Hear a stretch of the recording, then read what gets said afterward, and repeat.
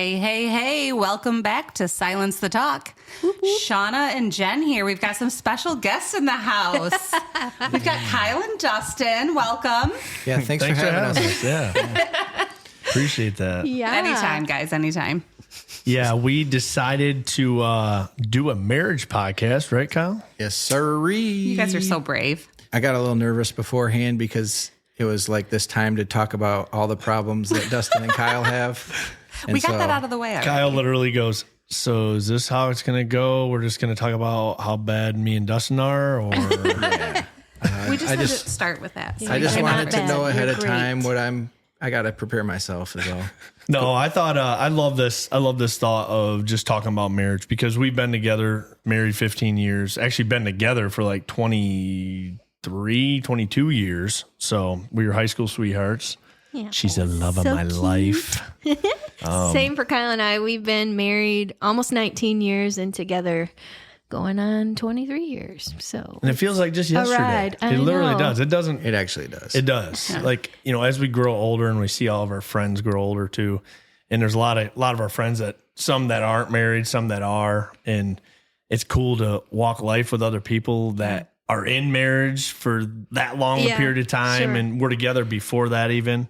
Were you guys high school sweethearts too? we were not. Kyle's a little bit older than me. And so I was actually still in high school when we met, but he Yeah, we don't was need to talk in about college. What did they call that? A cradle robber? Yeah. Is that what it is? Well, he thought I was older than I was, and he actually was really good friends with my dad, which obviously there's an age He's gap not there too, that but old. music kind of brought them together, and so we all were hanging out, and then somewhere along that line, we just realized, oh, we can't live without each other kind of thing. And so Jen and I were talking before this how, like, we can't imagine ever even being with someone else or, like, what that even looks like because you guys are just our people. And we were babies, man. Yeah, Like, so we all little. started so young with Yeah, each I was other. 15. Yeah. No, what's annoying is the people that used to say, don't blink. You know, when Yeah. you have a baby and it's like, don't blink. Goes by so Pretty fast. soon they're going to Yeah. be teenagers or whatever. And I'm like, whatever. No. And it's true. Yeah. We blinked. so That true. is Oh, man. real. Yeah. We Yes. blinked Goes by in so 16 quick. years of marriage and 2 kids Yeah. and a whole lot of life later. Yep. Here we are. Yep. It's crazy. But yeah, I thought we'd get into God's plan for marriage, and there's no better to do that than get into the Word of God, right? Yeah. Because that will guide us through all of our things in our life. We're going to read from Ephesians 5. It's 21 through 33. And I thought we'd take it step by step as we read these and kind of break it down a little bit as we go in. I'll lead the first one. It says in 21, it says, submit to one another out of reverence for Christ. Amen. We talked about this before. What does that mean, Shauna? It means, so when you're talking about this in particular, a lot of people like to go right to the wives and their role as being submissive to their husbands. But this, before you even get into all of that, it says, submit to one another out of reverence for Christ. So that means the husband and the wife submitting to each other out of respect and worship to Christ. And so I just think that's so important because wives, obviously, we are the helper. We are supposed to be the submissive ones, but we were talking about this beforehand. Husbands are called to love their wives like Christ loved the church.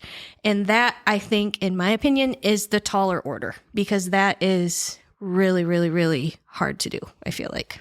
Well, and like you love yourself and we love ourselves a lot, right? Yeah. And it's, Yeah. Yeah. And it's like, You have to die to yourself in order to do that yeah, big man. time. So that's something that we don't think about. You know, you think about it as the husband, the wife, me, her. A lot of times it's a battle. Yep. And no, it's not supposed to be like that. Like I just wrote down some notes, and this is from Joey Martin. And he says, instead of looking for what you can get out of it, look for ways to serve. Mm-hmm.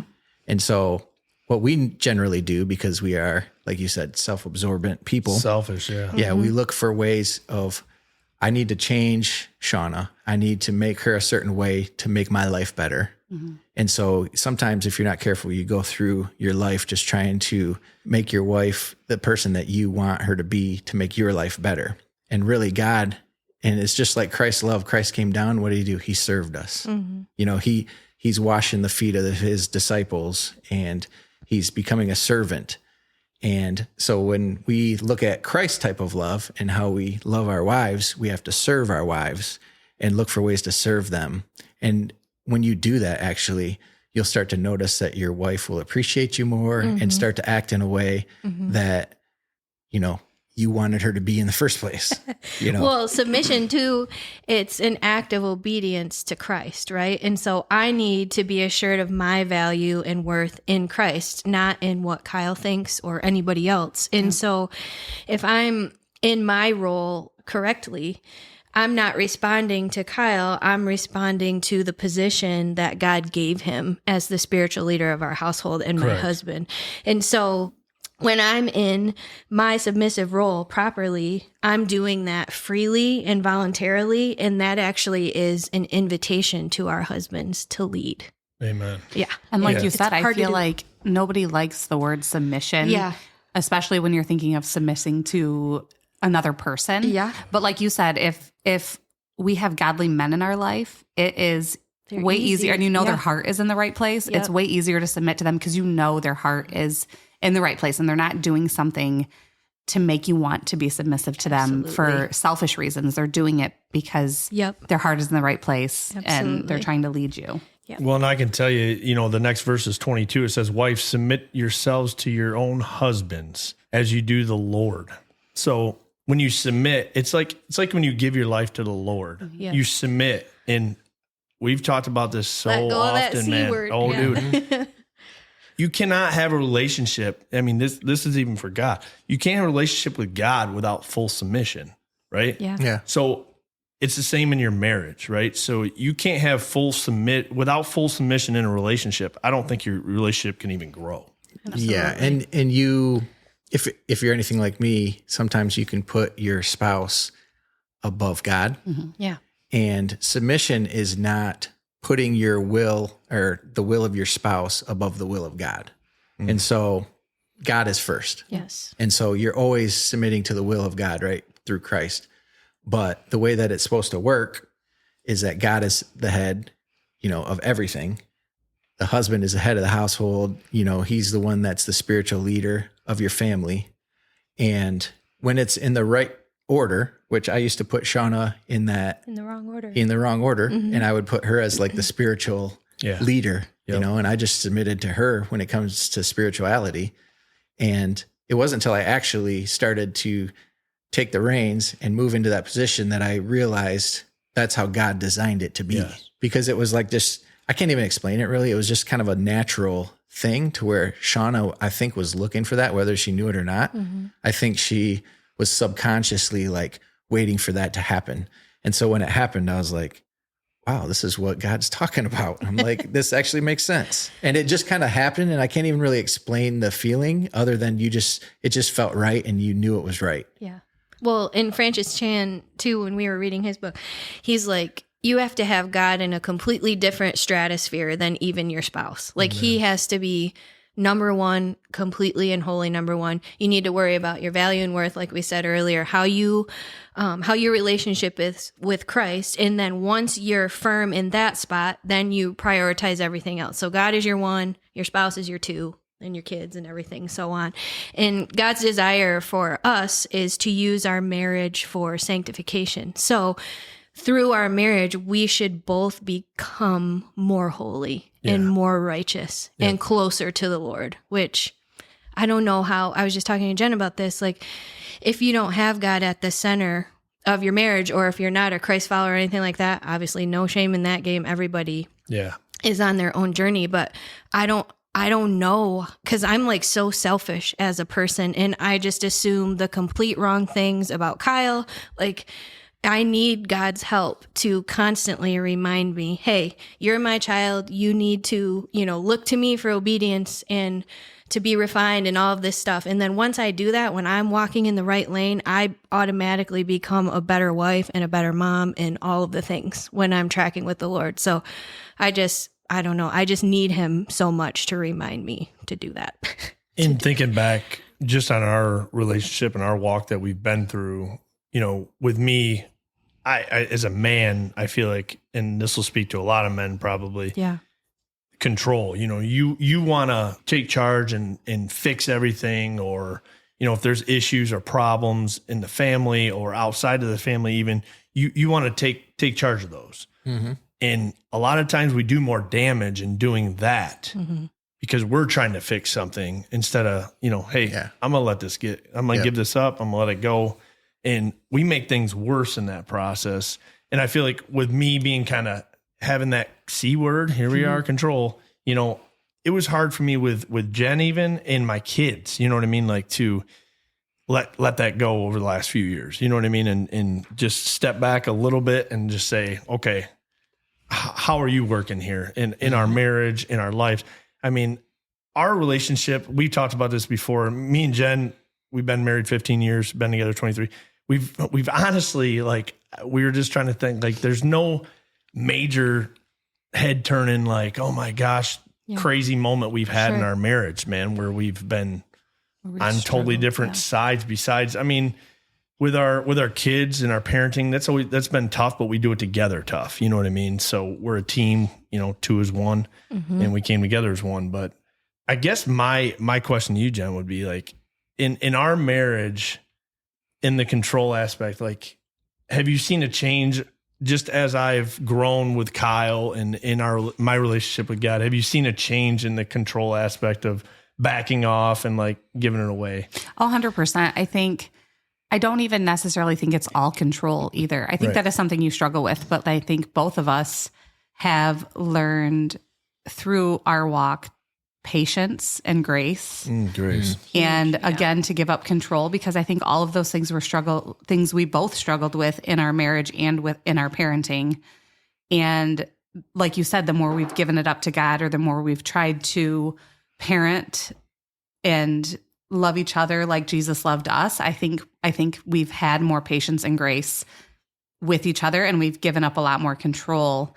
And I think that's been huge in the last couple of years for you. Just for and growth. I think honestly, for me, I am stubborn, and I also tend to give back what's given to me. So I think you've been a big leader in that, to where if you were to continue down that path of the way we were parenting before, the way we treated each other before, being impatient with each other, not having grace with each other, I probably would have done the same thing and continued that path as well.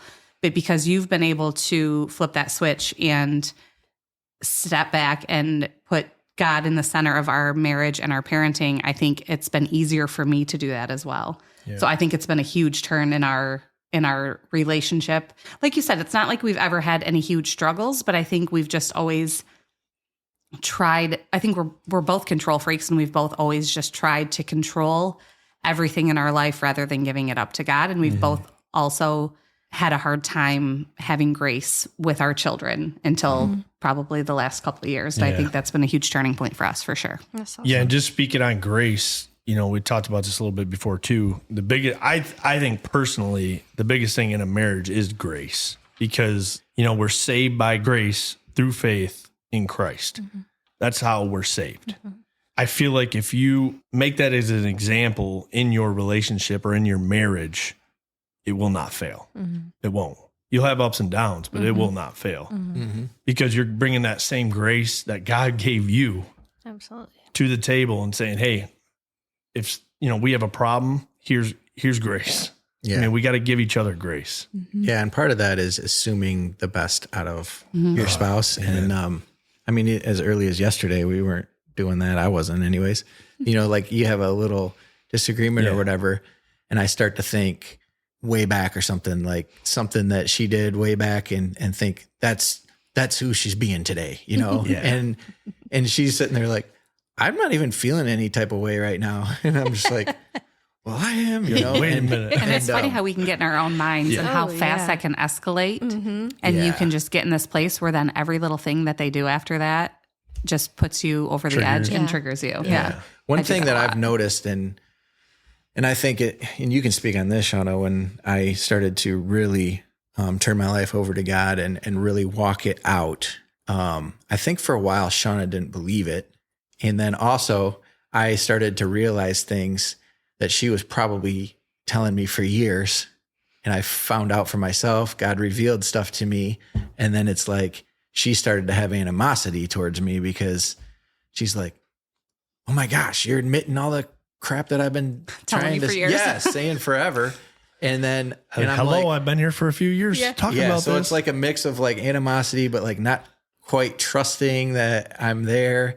And, you know, and that's tough. And I don't know if you can speak on that part, but it's been really good. And I think, part of being married is just like, if there's any given situation, like if you can just look at it through the eyes of your spouse and see how they're interpreting what's happening, I think that just goes a long way. And it's a very simple point of just consideration, because we're different people and we see things differently. And like things that Kyle would think are just not a big deal because he's a super solid human. Like he's steadfast. He loves the Lord, all this stuff. And I'm like, hon, I don't really think this is great. And he's like, oh, well, it's totally fine. Like, I'm fine. Everything's good. And I'm like, yeah, but I don't know about that, And so when the Lord, like, it was actually a year ago from now, the Lord just kind of broke his heart, I think, for some of just those types of things where, he works in his environment at work as a police officer. It's not the most wholesome environment. And he's been a light there for a long time. And I truly believe that. But just certain things that he would think aren't as big of a deal. I'm like, well, I don't really love that, And he's like, well, I'm not doing anything, so it's not a big deal. But the Lord showed him, he's like, hey, this is how it comes across. I know there's nothing going on here, but this is how it looks. Yeah. And so when you're being considerate of your spouse, maybe you don't do certain things because of how it comes across to them or how it looks like, and there's absolutely nothing wrong with that. Actually, you should do that. Yeah. Like same with me. If there's something that he doesn't like, I'm not going to do it. Right. I don't care what it is. Like, I'm just not going to do it. So. Yeah. And the biggest thing is one thing that helped me anyways, and should help everybody, is praying for God's eyes. Yes. So like, help me see Shauna the way you see Shauna, and have those type of prayers, and God will show you that. God will start to make you notice things that you didn't notice, because if I'm seeing her in my eyes, it's going to be all skewed and messed up. But God will, if you start praying those prayers, God will start changing how you view things, and he'll start giving you new perspective. Mm-hmm. And that will actually help, because when you have those disagreements or she says something, if you're right with God, there's really, like, my first bend is defend myself, right? Yeah, me too. I'm going to battle. Yeah. Like, there's nothing wrong here. Mm-hmm. So I'm going to prove it to you. There's nothing wrong. But if I'm right with God and she comes at me with something and I know I'm good, I can come at it with grace. And I know no matter what, I don't have to defend myself, And so I'm able to talk to her in a way and have confidence about it, to where she actually sees the confidence in me and stuff, and knows like, oh, I think I'm out of step here, and I'm not even like pushing anything on her, as far as that goes. So I don't know.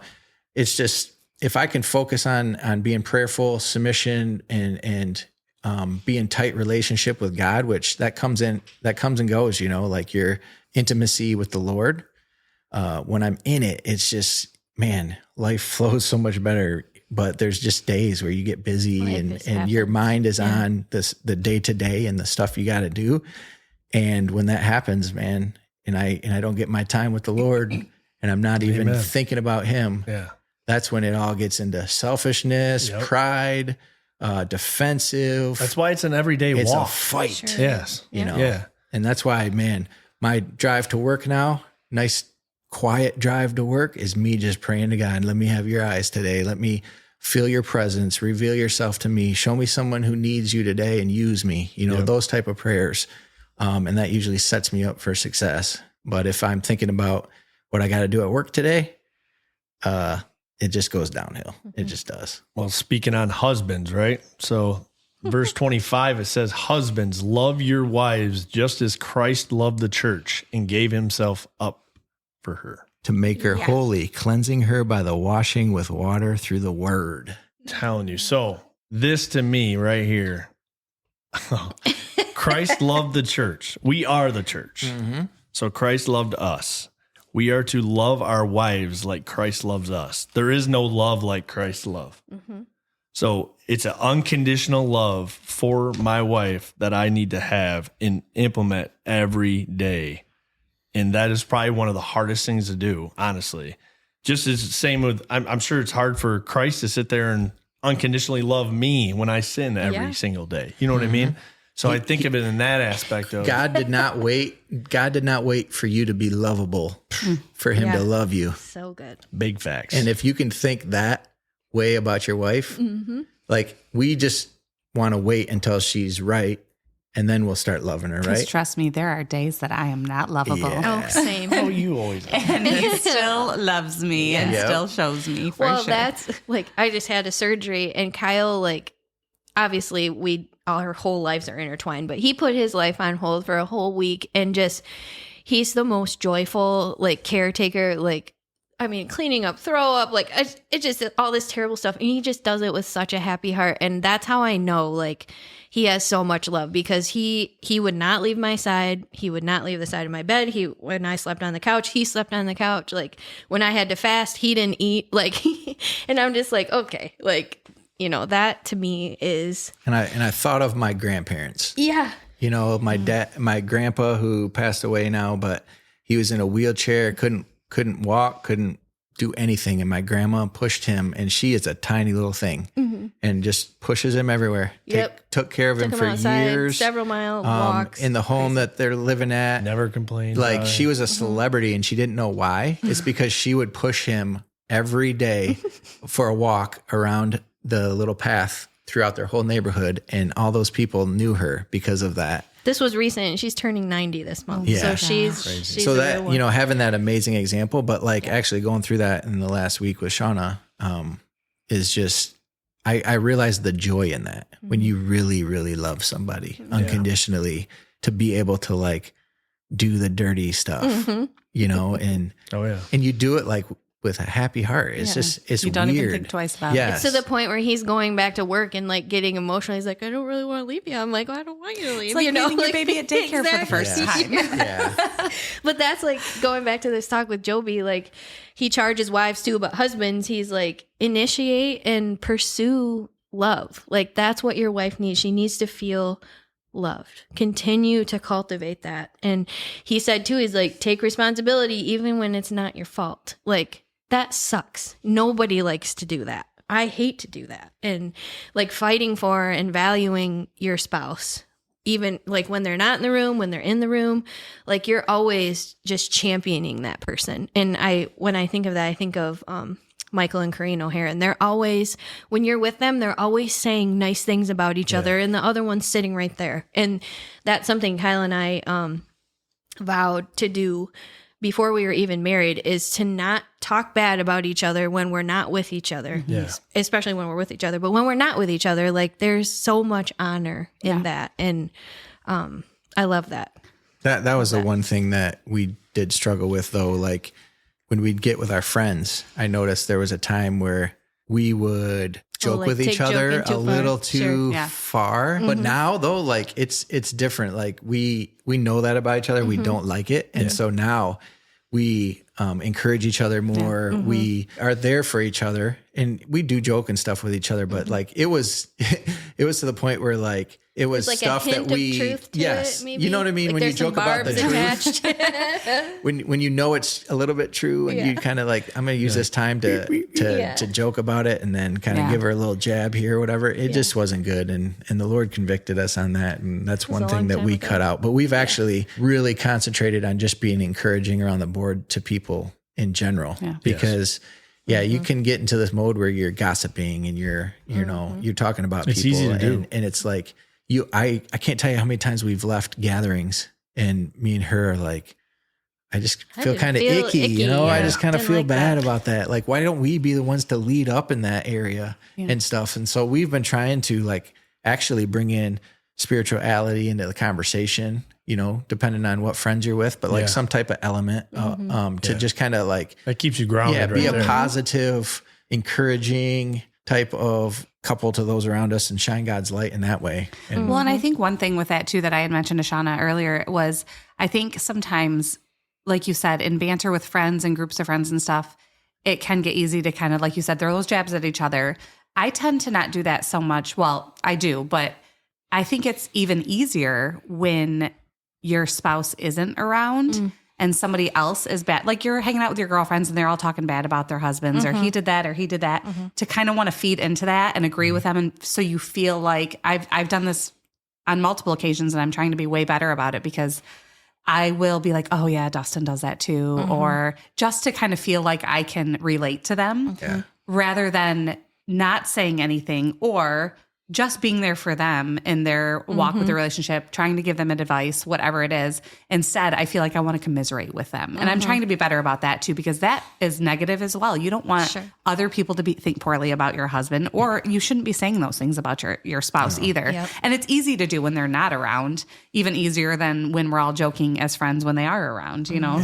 And to me, in that idea of being one flesh, we are one. Yeah. So if I'm talking bad about her, I'm talking bad about myself. That's true. And so I got to treat her like we're one. And it's hard, especially when you want to be vulnerable and tell your testimonies and like share with people that you're real. And like, you don't want to look at like, oh, I got everything so great and stuff. Or my marriage is perfect. Yes, because I want to let you know that like, no, I am not perfect. There is dark times. There is. But when it comes to her, like we are one. And if that needs to happen, she needs to be there, in my opinion. Yeah. But like we talked, that's one area that I'm not going to say anything about her. And we talked about the D word, divorce. Yeah. It's just not an option. Like we don't talk about it. You guys don't talk about it. We don't talk about it. We don't even joke about it. Yeah. We don't do any of that. Like it's just not an option. And it's never even been an option inside me either. I know we've never even said it out loud, but there's never been one time that I felt even a glimmer of what if we weren't together? What if we were like, in fact, to me, I think about not being with you or something happening and it gives me panic because I don't know what I would do without you. And I feel like we are so much better together than we are separate. And I am so much better with you in my life as a parent and just every day in all things that I do. Yeah. So it's just, I don't feel like, and even if you do have those moments and you're feeling frustrated with your spouse or whatever, I still feel like that should be something that is not on the table. It should be something that you work through rather than even being an option. Absolutely. You know, like you said, Kyle, this is where I struggle. So testimonies, this is what the podcast is all about. And you don't want to put your dirty laundry out there. You don't want to, but I feel like if you keep it in, you're doing other people a disservice because if you've really overcame that and came past all that and worked through it, you know, through God's eyes and made things right, you should share it. Yeah. You should get it out and get it to the people to let them know. You know what I mean? It's part of the reason you went through it. Yes. It's so that you can help somebody else who's in that place in their life get through what they're going through. So many people feel like they're alone, and to hear that they're not alone, which I think is where, going back to like me talking with my girlfriends and stuff, is where I feel the need to say something because I don't want people to feel like they're the only one struggling with something. Yeah. And like you said, though, doing it in a way where like, hey, I've been there and nobody's perfect and we all struggle, but trying to help them work through it rather than feed off of it. So speaking on that, my question to you guys, besides what you went through recently, because we've heard about that, what is the biggest struggle you've been through besides recently, what you went through? I know that was probably the biggest, obviously.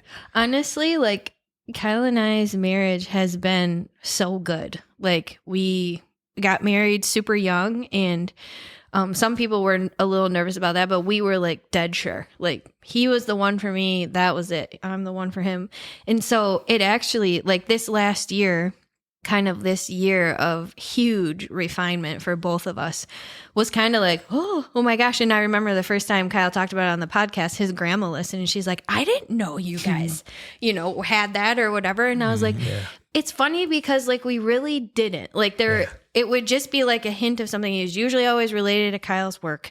And he would come and have to go away for work and we'd get a little quiet with each other for a couple of days, but then we'd move on. And then all of a sudden, this past year, Kyle just decided to pray this prayer and God, show me any offensive way that's in me and bring it out. Like, I want to be done with it. And so that issue, like I just had some trust issues and that's what came up. And the Lord showed him why.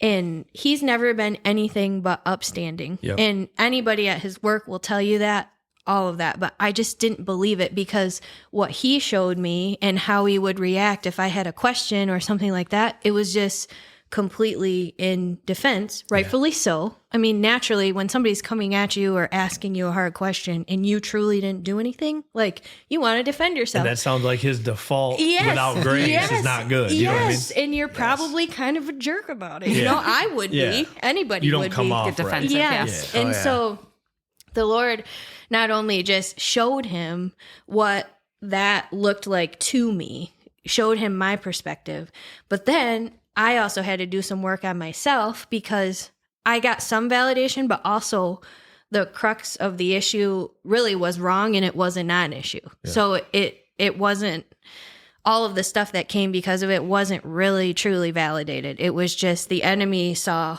a little crack and made a huge crack. Yeah. And that's how he gets to me, is through my thoughts, because that's another thing too. When you get married, you take all of your emotional baggage from growing up and whatever it is that you have. And if you haven't dealt with it, guess who gets the crap sandwich? Yep. It's your spouse. And so thankfully, Kyle is very strong emotionally. That was also a little bit part of the problem, is because when I would ask him about something that I was feeling unsure about, he would explain it to me in a way, it was kind of harsh, and it would kind of make me feel bad for even asking.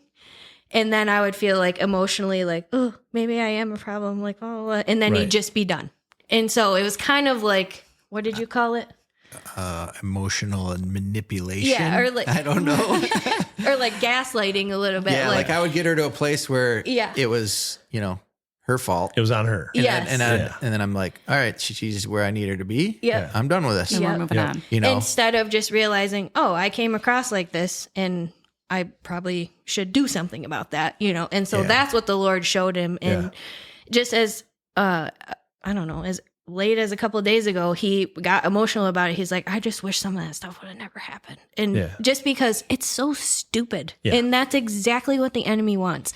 He wants to get in there and twist around all your little thoughts and make you think things that they're just not true. But I feel like sometimes, and I think we all struggle with this too, but you just said something that like he would get in his own head. And I feel like it's so easy to give other people grace sometimes, but you got to give yourself grace sometimes too. Absolutely. And you got to stop beating yourself up over things, or you guys like it. If you're beating yourself up over something constantly and somebody else has forgiven you for it, it's hard for both of you to get past that. You both have to get past it before you can really move on. Yep. And then I also had to stop beating him up about it. Like once he told me, like, like once he saw things and blah, blah, blah, all this stuff, I'm like, oh yeah, like I needed to let it go too. And just realize like Kyle's heart and know that his heart is good and that he like loves me so much. Like I had to let myself believe that, which was really hard. Like, cause I had a trust issue, and that was, I don't know, it's hard to come back from. Like for so long, when you're not trusting just one small area, it wasn't everything. It just is hard to like reprogram your brain and be like, oh yeah, I 100% trust you now. Everything's good. Like it's a process. It's a healing process. Yeah. No, what's funny too is a lot of the trust issues stem from one incident, like when we were dating. Yeah. It's just funny though, how something from 20 plus years ago can just stick around. Yeah. And it just shows it rears its head up, man. Every little point that it can, the devil uses it. I was going to say that's what Shauna said. There's a crack, and he knows the devil, the enemy knows what that crack is, and he's going to wiggle his way in, as much as he can. He comes to kill, steal, and destroy. The one thing that he hates the most is two people coming together as one. Actually, three. What'd you say earlier? Yep. Yeah, you're intertwined with Christ, so that's 3 in 1, right? Absolutely. So breaking that is almost impossible for him. And he knows that. So if he can get to that and get rid of that, it gets to your kids, it gets to schools, gets to everything. And that's this whole idea of your marriage, God using our marriage for sanctification. That is the process of becoming holy and becoming righteous. And Satan does not want that. He doesn't want strong marriages and strong families, like you're saying. He doesn't want a strong bond between a husband and wife, because that's goodness. That's everything that he hates. Everything that he hates. And he knows you're going to pass that down to your children. Exactly. And it's generational. And like together this last year doing ministry and stuff, like you can do so much for the kingdom of God when you are united. Like so much good comes of that, and the devil doesn't want any part of it. And so he just attacks full on. And if you're not being attacked by the devil, you're probably not growing in your faith, because if you're not a threat to him, he's going to go to the people that are. And so if you're on a journey with the Lord, get ready, because he's coming. Well, in a situation that we came across in our marriage, we just covered this a bit ago with Shauna and Kyle. And we're going to go there? I don't know. Think of okay, so you're talking about testimonies, right? Yeah. How big of a problem is what you were talking about? And a lot of people have the problem. So Yes. You dig into this one first. Go ahead. It's your story. Well, I'll chip in. I'll chirp in. So the biggest crack in our marriage was, again, years ago, when I clearly had a little bit of trust issues because Dustin was in the shower and I decided to go through his phone. And I actually found, first I just saw the name Ashley Madison on his phone. And I was like, who is Ashley Madison? And so then I clicked on it, and it was a site in which they encourage married people to cheat on each other. And it's a site where you can find somebody to cheat on your spouse with. Not even found. So I panicked and I lost my mind on him when he got out of the shower. And come to find out, which... First of all, hold on. So I came out and she's like, don't defend yourself. I'm not defending. Dude, this is embarrassing, honestly. But I come out and she's like, who is Ashley Madison? And I'm like, who? What? And she's like, who? I mean, just repeats it. And I'm like, what are you talking? I don't know what you're talking about. And it probably made it way worse for her because she's like, oh, now you're lying. You're lying. Yeah, it's on your phone. You know what I mean? Sure. So she's like, and she showed me, and I'm like, instantly like, oh my gosh. So where did it come from? Story short, I've talked about this before. So out of high school, I got in with a group of friends, living together and stuff. And we did a bunch of boy stuff, I would call it, not man stuff, because it's boy stuff. Good point. And stuff. And getting into porn, stuff like that. And that followed me for a while. And even through into my marriage, parts of my marriage periodically. And I can tell you, just being clear of that, for one, is it. You look back, and I've talked about this in Lena's podcast. It's it disgusts me. Yeah. But two, this whole episode happened because I was actually watching porn, and it was one of those pop-up. It was like a pop-up thing that came up on there. There was no, nothing like an advertisement. with this. He didn't even I didn't know even what it know was. what Ashley Madison was, but anyway, got into that, and dude, I literally I felt just about the size of a penny. Like I was just tiny. You know what I mean? Like, oh my gosh, like Dustin really. Honestly, she literally, I remember the discussion, and you were like, you weren't blaming yourself, but you were like kind of blaming yourself for not giving you enough attention. Yes. And that I was justifying it in my head why he would do something like that, because I didn't give him the attention that he needed or wanted.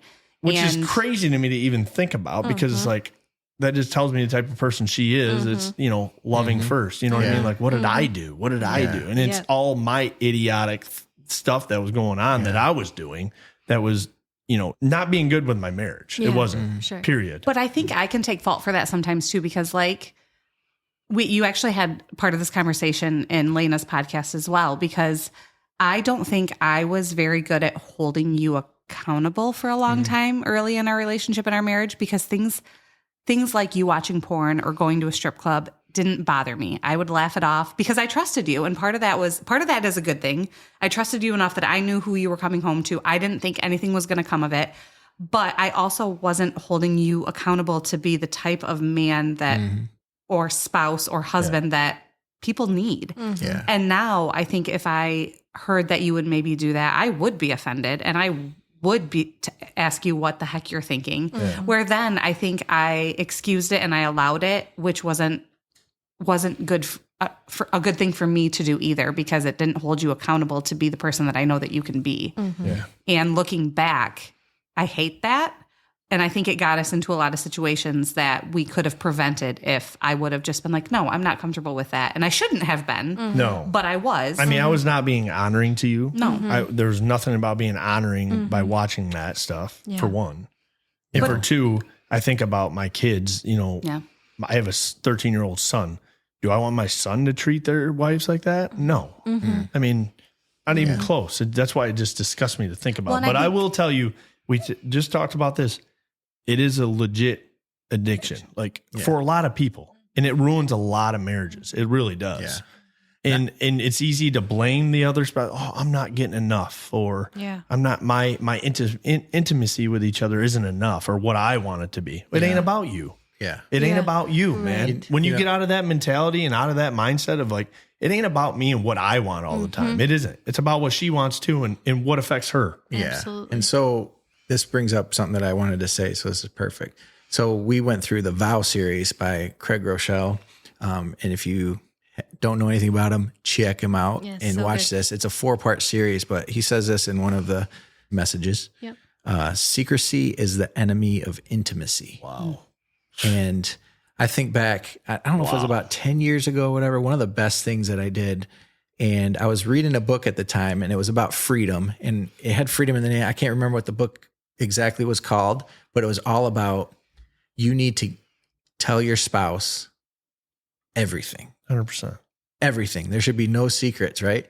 And I had some stuff in my head while I'm reading the book. I'm like, this is really good, you know, stuff, what he's saying. But these couple things, these couple things, I ain't telling a soul. I've gotten this far. I'm not letting them go now. Yeah, you're not telling a soul, but who knows about it. And I was like, it makes sense, man, but I'm not going to say these things. And I read that book and I was like, I'm not doing it. You ignored it. Yeah. And we were out on a date one time, and we got a hotel room and had a pool. We're swimming in the pool and stuff. And like, it was like God was like, here's your chance. Here's the time. Cause she was in a good mood and stuff. And I'm like, I'm probably going to ruin it, but I'm going to go for it. Right. So I told her some of the stuff and she took it. So, I mean, it was all before her. Right. But it was just, you know, like, stuff with girls that I did before her, you know, she knew that I had sex before her and stuff. Not being honoring towards women. Yes. And so she had known about a couple of them, but not all of them. And so I had this one that I was just holding on to, you know, and I told her pretty much everything. And God was like, hey, you didn't, not that one thing. And so I finally was like, okay, there's one more thing. And she's just like, oh boy, what is it? You know? And then I told her, but I'm like, bring it on. Yeah. And she was so fine with it. Yeah.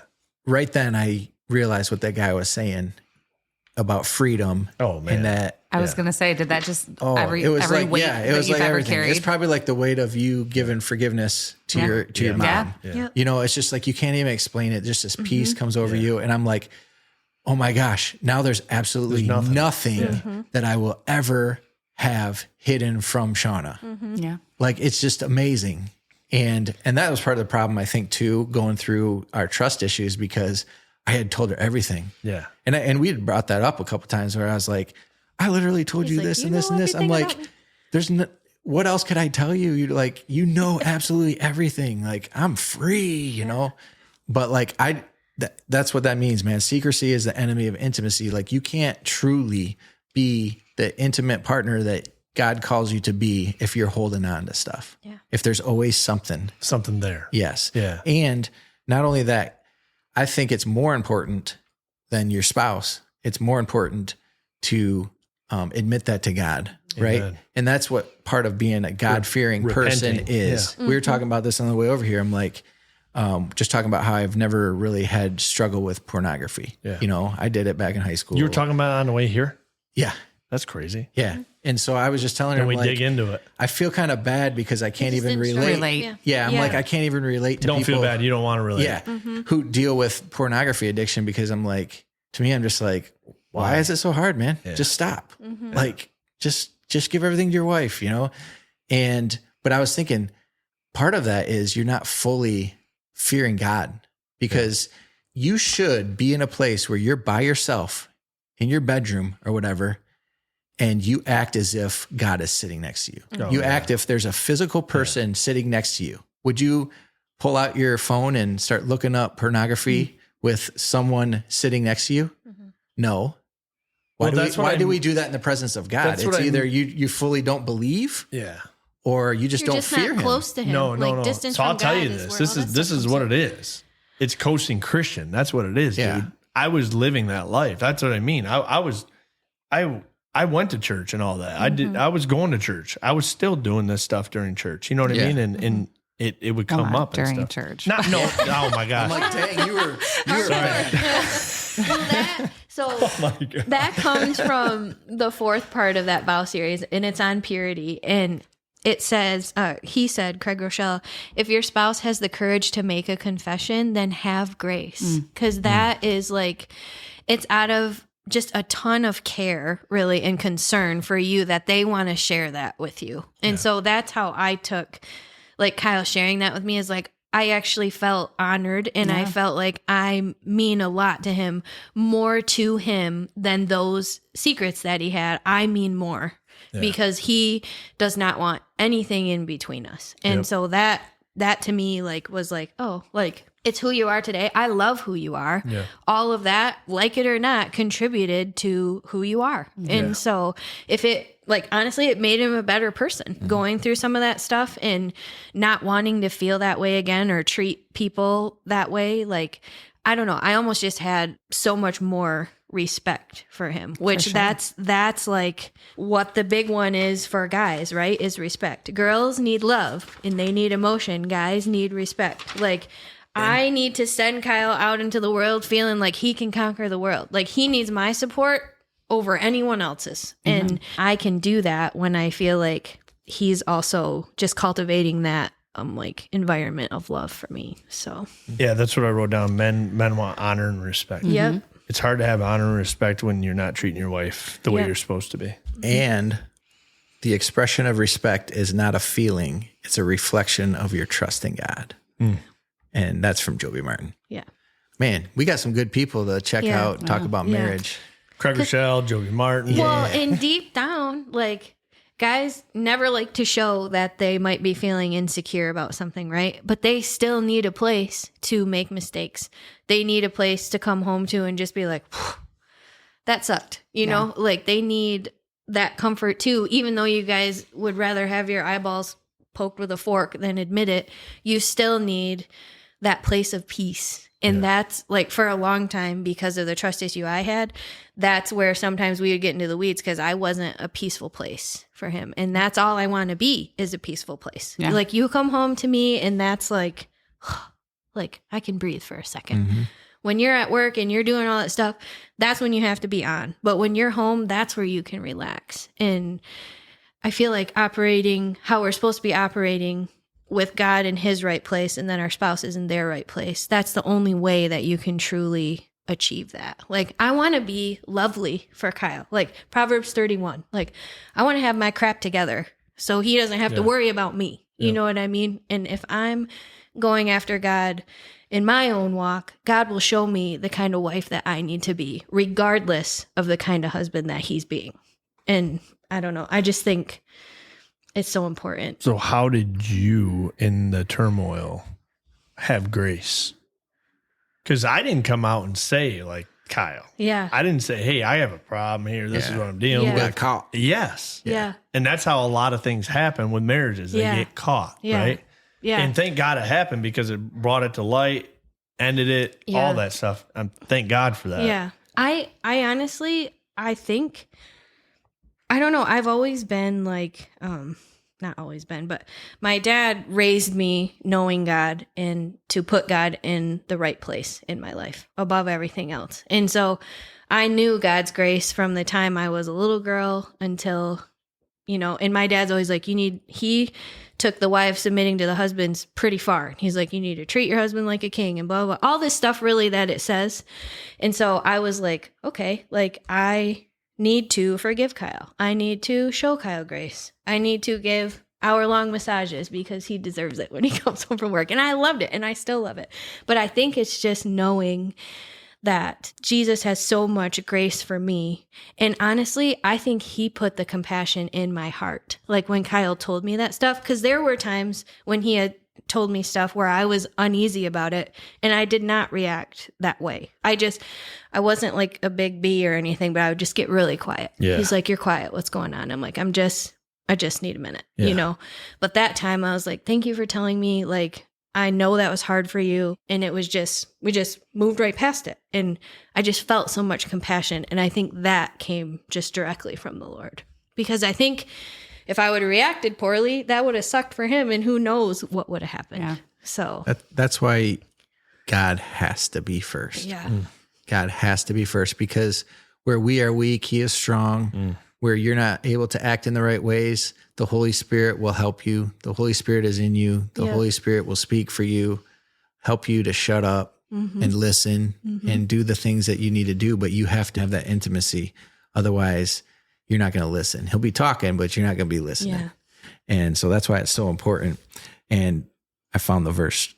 It's at the end of your Ephesians verse here. Yeah. So 5:28. In the same way, husbands ought to love their wives as their own bodies. He who loves his wife loves himself. Says it all right there, man. Yeah. Why do people skip right to wives submit to yourselves to your own husbands? Because that's what husbands want to hear. Yeah, and it's one verse. It's one verse after submit to one another out of reverence for Christ. Yeah. Man, look at the whole context. That's why you can't just pick and choose your verses, man. Look at the whole context. There's some great wisdom here, and God has to be first, and that's how it is meant to be.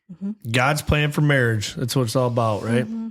A lot of times, too, I think you can boil it down to, like, if you have conflict, it's probably because the wife didn't feel valued and the husband didn't feel respected. And I think so many times there's a communication breakdown there because that's big. You can't see past how you feel about the situation to figure out how it looks from your partner's perspective. You got to figure out how to put down your sword for a second so you can figure out what the problem is. And 9.9 times out of 10, I assume wrong. Like, that's why assuming is so bad, right? Because we're not able to not have blinders on. You know what I mean? We're not able to see how something looked from our partner's perspective because we're so concerned about how we feel and how we saw it. And that's our humanness. Like, that's our flesh, right? Being selfish. And so if we can somehow figure out how to just take a second if you need to, but try to look as objectively as possible at whatever the conflict is and figure out your own part in it, figure out how to communicate that without blowing your top. And I think if people could start there, you'd get a lot farther in resolving your conflict. Ask God. Yeah, ask God. Yep. He'll show you. Yeah, he will. Give grace. Love each other. If you got a marriage, go strong. Be honest with each other. Love each other. Have grace for each other. Communication, that's huge. But yeah, ultimately, read Ephesians 5:21 through 33, like Kyle said, in full. Don't pick parts and pieces out of it. Read it in full and live by it in your marriage. And if you're struggling, man, we'd love to help you out. You can reach out to us. Go to silencethetalk.com. Hit the little contact us button. Send us an email. We love y'all. Lord, thank you so much for this time to just talk about marriage, man. It's awesome. Some days are hard, but ultimately, man, you ordained it.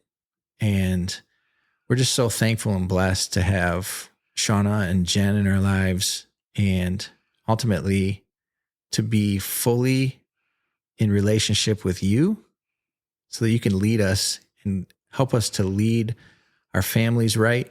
Help us to shine your light to the world around us, and help us to be that beacon on a hill, that light on a hill that you want us to be, Lord. Continue to guide us and show us the right path, and help us to just shut up, listen, and keep walking. We love you in Jesus' name. Amen. Amen.